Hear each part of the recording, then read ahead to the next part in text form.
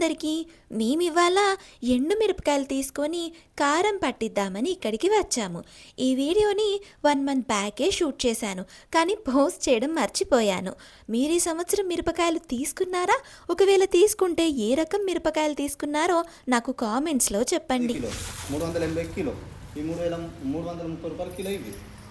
విన్నారుగా, రేట్ అలా చెప్పారనమాట. ఇక ఇక్కడ తీసుకోలేదు, ఇంకొంచెం ముందుకొచ్చాము. ఇక్కడ చాలా రకాలు ఉన్నాయి. ఇక్కడ బాగున్నాయని తీసుకుంటున్నాము. అయితే మేము ముడత కాయలు తీసుకుందామని వచ్చాము. మీరు ఏ రకం కాయలు తీసుకున్నారు నాకు కామెంట్స్లో చెప్పండి. ఇంత ఎండలో టెంట్ కింద కూర్చొని వీళ్ళందరూ ఈ మిరపకాయలకి తొడిమెలు తీస్తున్నారు.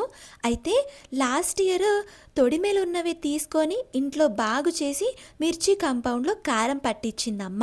కానీ ఈసారి ఇక్కడే తీసుకొని ఇక్కడే కారం కూడా పట్టించేస్తున్నాము. అంటే ఈసారి డైరెక్ట్గా తీసుకోవడమే తొడిమెలు తీసేసినవి తీసుకున్నాము.